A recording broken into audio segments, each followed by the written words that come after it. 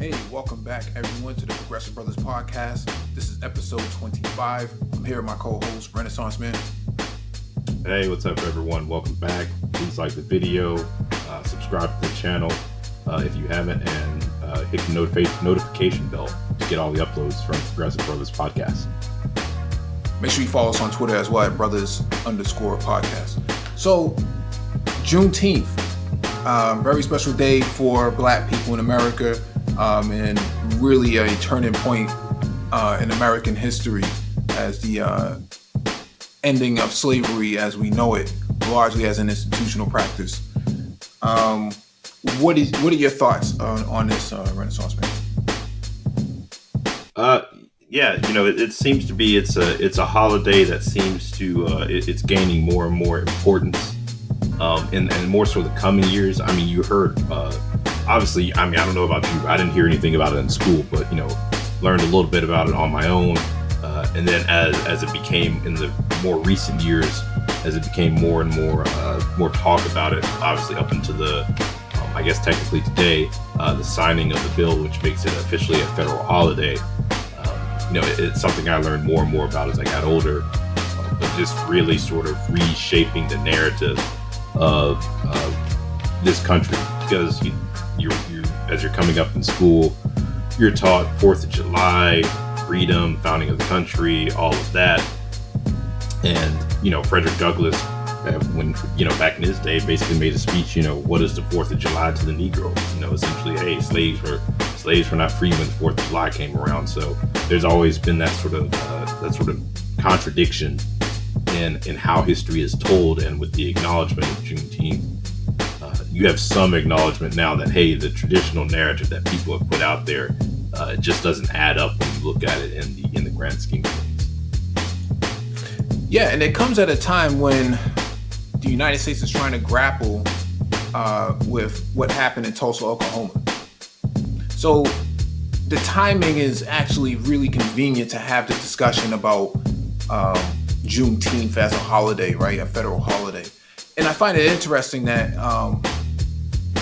the same people who don't want to talk about reparations were ready to vote, today on whether or not it should be a federal holiday. So if it's going to be a federal holiday, what's the precipitous of what's to come out of the celebratory aspect of it being a federal holiday? Are we going to do anything beyond, taking a day off from the federal government, or are we going to actually take some action from a reparation standpoint?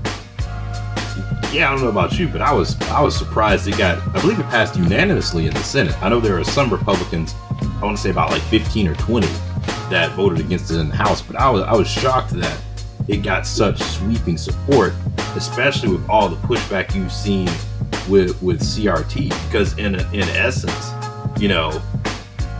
really what the right has been doing with CRT has really been using it as a blanket term to not talk about anything racial or any sort of history of racism.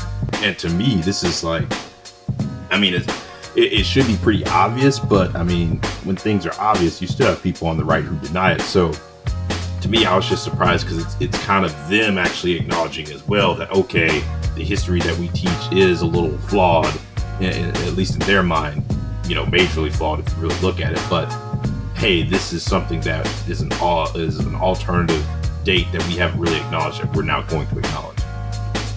Yeah, that's interesting, because CRT stands for critical race theory, for those who listen and not know what we're talking about. But from their perspective, they see it as just a day off for them, a paid day off, right? So for them, it's a benefit. But from a leftist standpoint, it's supposed to chip away at the structural aspect of the identity of being white, right? The sort of overarching, it's a victory, symbolic victory from the left, but from a right standpoint, it kind of chips away at their ego and their pride and their identity.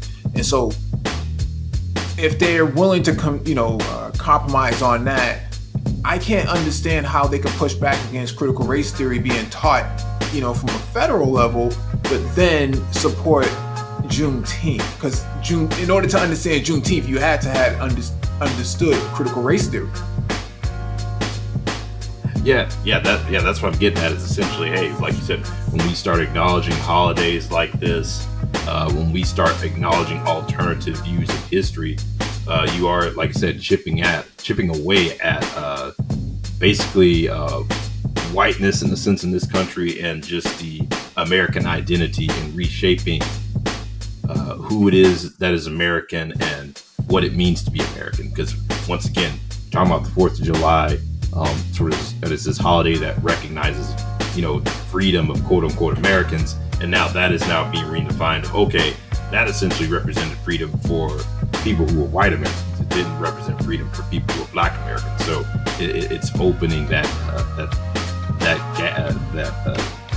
definition of black and white, and really the stories surrounding it. And to me that's the key, because honestly, when you start talking about things like the 1619 Project and things like that, and how they essentially extended CRT into that discussion, really from what I've listened to and heard about, to me, the 1619 Project really didn't do anything but question a narrative of history that's been put forward, and in a sense really attack that narrative. And to me, when you look at people who traditionally have attacked the American narrative, there's been a big backlash. I think about someone like Muhammad Ali, or Tommy Smith, and I can't remember the other name off the top of my head right now, but putting the fist up, but basically going against the grain of, hey, America's this great place, and freedom came here, and someone black puts forth this alternative fact that's factual and rooted in history and fact, and people get upset because it attacks their version and narrative of America and who's American. So once again, I was surprised to see the support for it, but then also part of me wants to go, okay, I hope this isn't sort of a bait and switch where it's like, okay, we gave these Negroes Juneteenth, they should be happy now. Well, what I find interesting is that for a long time, this country has celebrated Cinco de Mayo. And I always scratch my head saying, how is it possible that you have all of these conservative states support Cinco de Mayo, but they don't want to talk about Juneteenth as a narrative? And to your point earlier about when it was taught, I didn't know it until 12th grade. So it took a long time. Like, it should be told, K through 5 or something like that, but not, but there, from when I was growing up, it was taught at the 12th grade level. So I'm saying it seems like they support things that are not necessarily questioning the legitimacy of their identity within greater society, right? So Cinco de Mayo is not even an American holiday, but they seem to lament about it on both the left and the right. But on the right, I find it interesting that they would support that, but then, question, whether or not they should support Juneteenth as a federal holiday. I think Trump was one of the, the biggest,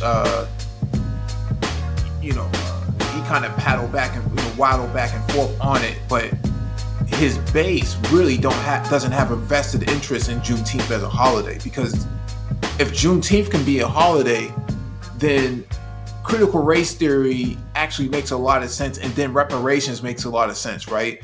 And so the people on the right, the black conservatives, the black male conservatives for that matter, push back against reparations but then support Juneteenth. It doesn't make it devalues your whole position socially and politically speaking to support Juneteenth but not support reparations. Like Colin Hughes that we saw on he has a YouTube channel as well, and I've been following him for a while now. And his position is that black people don't deserve reparations, but go Juneteenth. Doesn't make a whole lot of sense. The Cinco de Mayo thing, honestly, the people I've been around, when Cinco de Mayo comes around, it's just a day to party. So no one really, day to go out, happy hour, get drunk, whatever you're going to do. And no one really questions anything just because it's one of those fun holidays where it's kind of like, people forget really the meaning behind it. It's just like say a free party day. So to me, that's why there's really, no one really thinks really in depth about it as far as that goes. Now, as far as the right goes, like I said, I saw that you had some Republican detractors, but has there been any large fallout from it that you've heard of yet, as far as people trying to, be outraged about it, or they kind of like downplaying it because this is not really one of those things they want to have a fight about and then be, I guess, concerned about being labeled racist? Your media pundits have, been chomping at the bit to really get at, people who support it. But the politicians wise, the elected officials, they don't seem to really be openly pushing back against it, at least not publicly, right? Maybe behind the scenes, they probably, are biting their nails, but in terms of like public discourse, I'm not hearing anything. But if you're a conservative and you're trying to galvanize this diverse base of Black and Latinos to your party, it's kind of hard to push back against Juneteenth and then say, "Hey guys, come over here because it's better than the left." It's like, well, wait a second here, what's going on? Well, I mean, I think you got people on. I think you got Latinx and Black conservatives who wouldn't mind one bit. They really seem to jump into this whole colorblind. Let's not talk about race. Everyone's an American type of identity in politics. So, I mean, maybe they're thinking that way. With, hey, okay, we got to do something that gives some sort of sign of inclusivity, or maybe they're thinking that way. But I think they could have gotten away with and turned into, this is CRT. We don't want these alternative looks at history. Which, I mean, technically that wouldn't be, from when you start talking about like things like race theory, critical race theory. I mean, yes, you could kind of say this is an element of it, only in the sense of you're looking back at a historical event and looking at it through the eyes of racism and the experiences of Black people in that sense, and that's what CRT really is about, is looking at events like that and interpreting them and seeing what they really mean in American history. So there's an element of it, even though the original date wasn't really celebrated much, but you're looking at an alternative view of American history now. I would have thought with that slave museum being built in DC that this would have been a no-brainer back then, right? The timing was right for it with Obama being in office. But maybe to Obama's point in his interview he had, I think maybe a month or so ago, maybe it was palm-colored people who pushed back against it. Oh wait, he said there are Black people that push back against it. Really?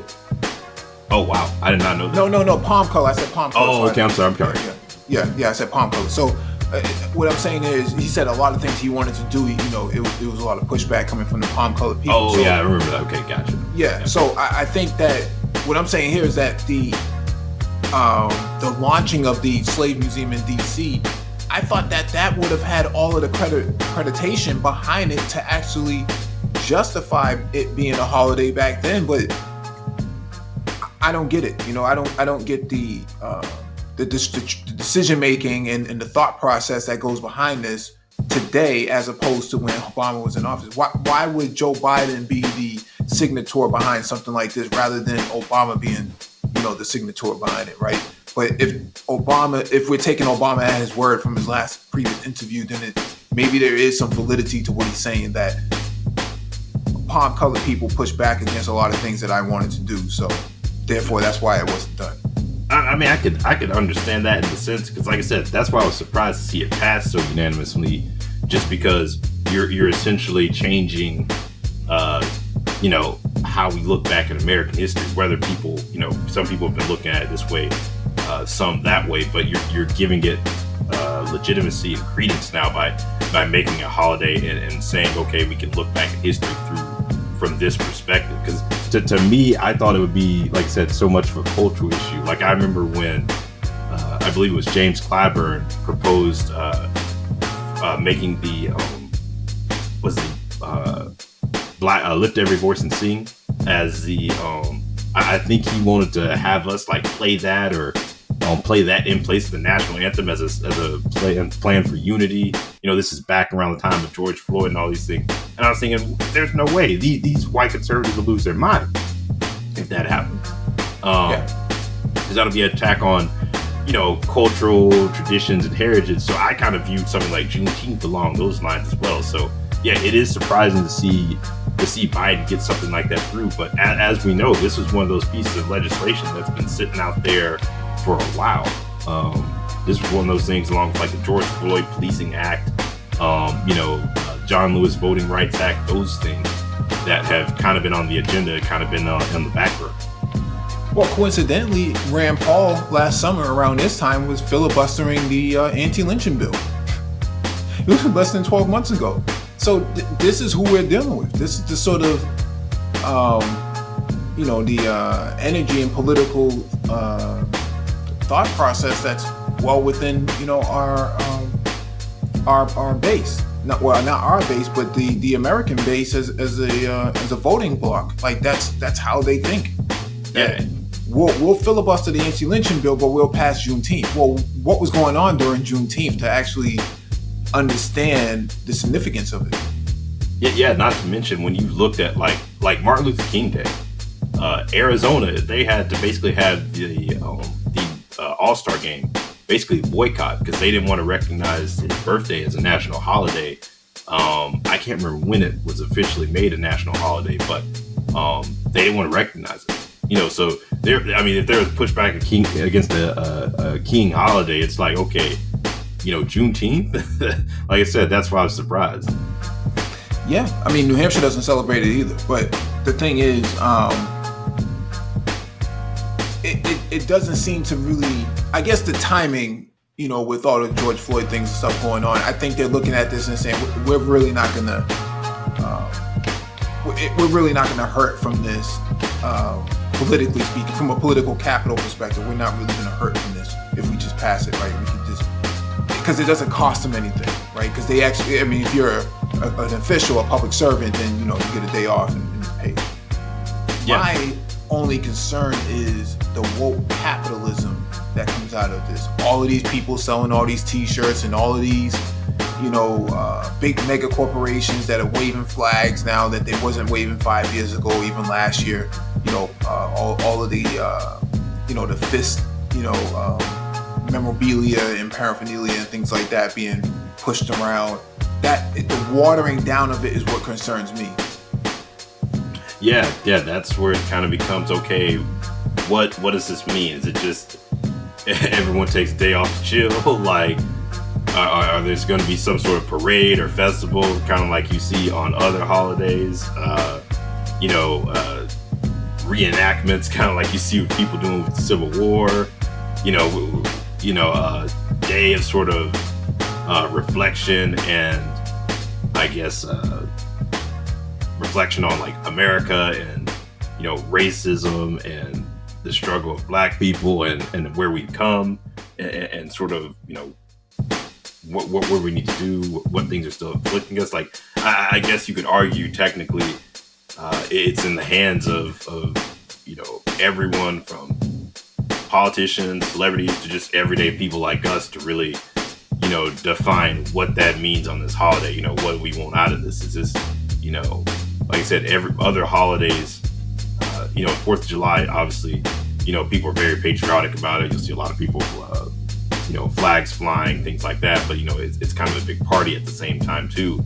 But you do have people who take it very seriously, so it's sort of like we have the opportunity to make it what we want. But going back to it, I think also the significance of it being passed still, I think it also signals to Americans right now as well too that hey, it kind of reflects changing demographics of the country in the sense of okay, you're going to have to acknowledge and make room for a more inclusive definition of what an American is. Because, to me, like I said, 40, 50 years ago, you could ignore something like this just because, the country was 90% white. Now where we're trending with demographics and everything, you're sort of starting to see some of that multiculturalism get injected to the narrative. Yeah, and there's more to the story, and I don't think we have a whole lot of time to really go through the details. But even though Juneteenth was considered to be the official day, there was still a lot of black people beyond Texas that were still enslaved, right? And so they weren't exactly emancipated either. How far this goes, I don't really know all the details because I'm not a historian buff in that area. But from what I can gather is that although they made it to Houston, or at least the city of Houston at that time, beyond Houston, anything west of Texas, there was still a lot of people in bondage or still on the plantation who did not get the memo, and didn't get the memo long after all of it was said and done. So I kind of wish that they went into more detail, but this is where critical race theory really comes in. I think just as an alternative talking point, because no one really knows all of the details, at least from all the historians I've watched over the years. There's still a lot of missing information. Still a lot of information gaps that need to be filled in order to really celebrate the holiday as a whole. And I think my concern, like I said earlier, is the capitalism aspect of it, with people capitalizing off of the holiday and not exactly telling the whole entire story that needs to be told. You had, like I said, just because slavery was made illegal, like I said, there's all sorts of nuances to it depending on just your individual circumstance.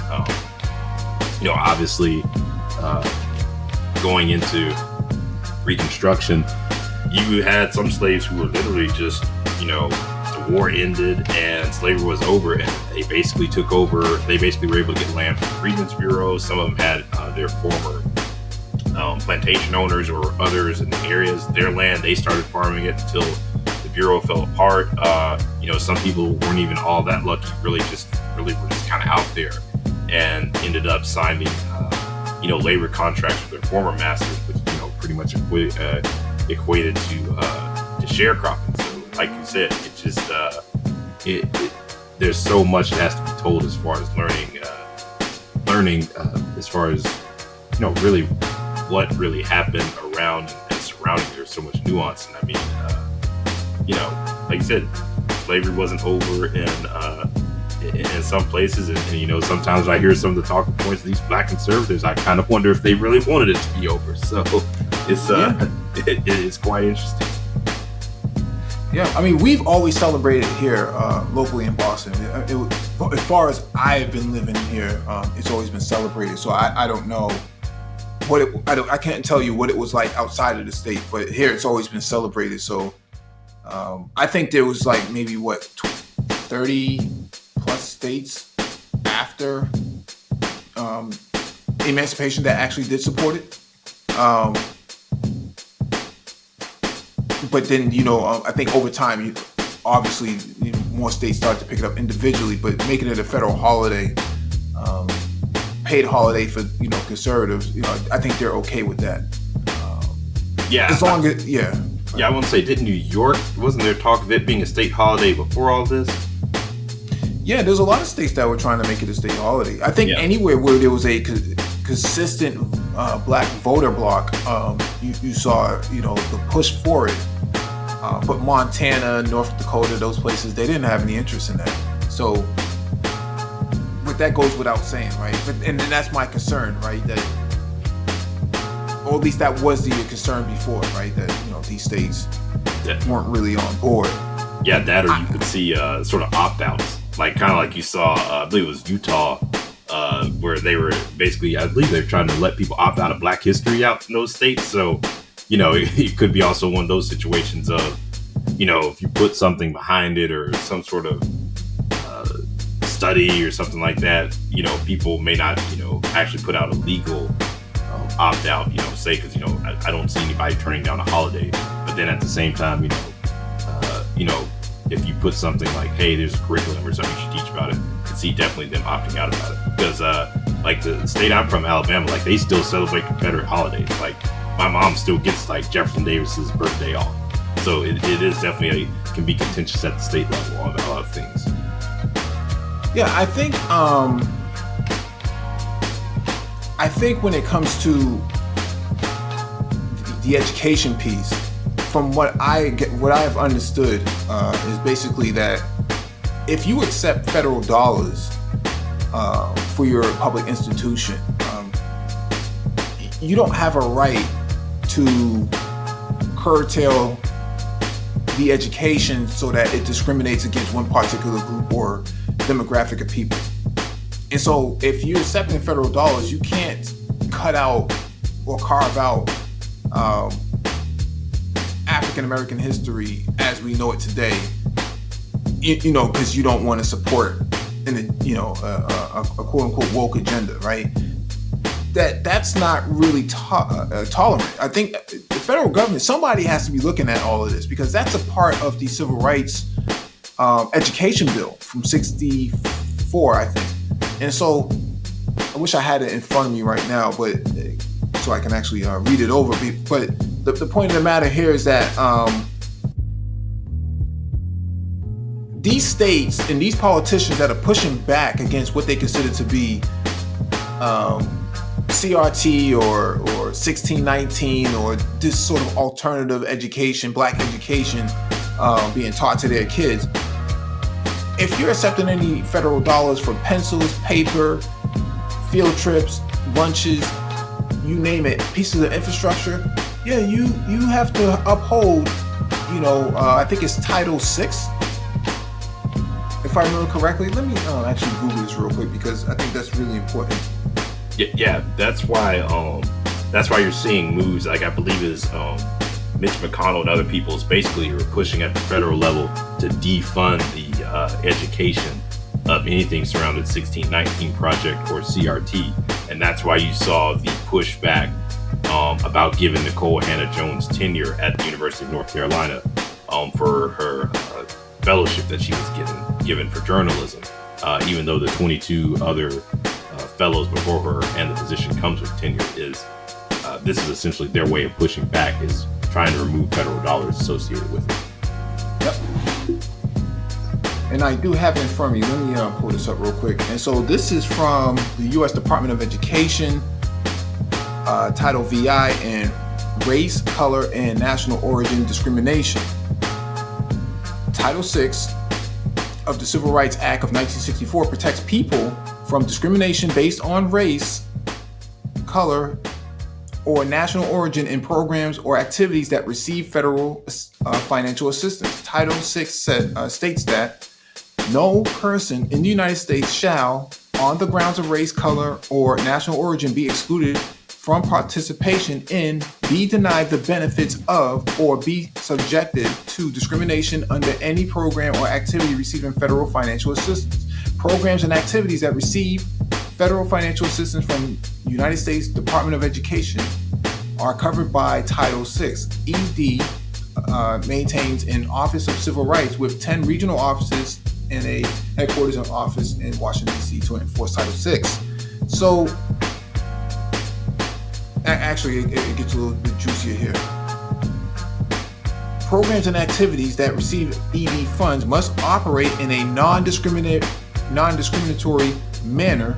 These may include, but are not limited to, admissions, recruitment, financial aid, academic programs, student treatment and services, counseling and guidance, discipline, classroom assignment, grading, vocational education, recreation, physical education, athletics, housing, and employment, if it affects those who are intended to benefit from the federal funds.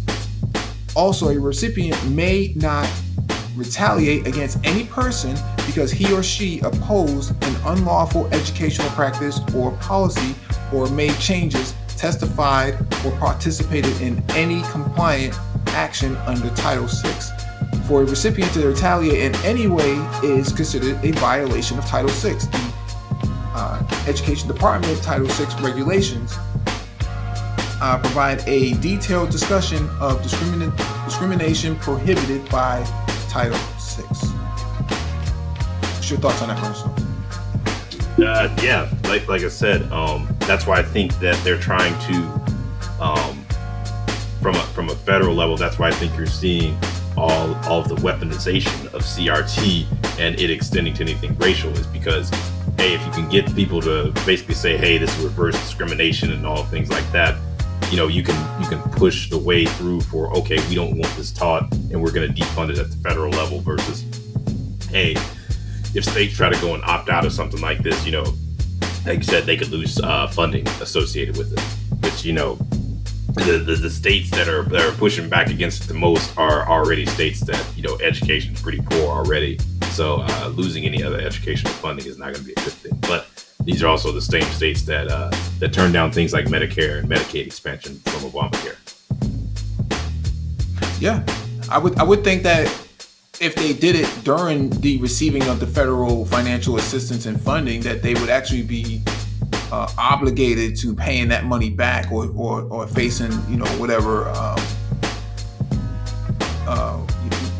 whatever charges in compliance, being out of compliance would subject them to. So this should be interesting to see, because I can't see how any federal how Washington would allow this to actually go down and them not push back against it, because the state is receiving. Because we saw that in Florida, we saw that in New Hampshire, we saw that in Arizona, Utah. So. Yeah.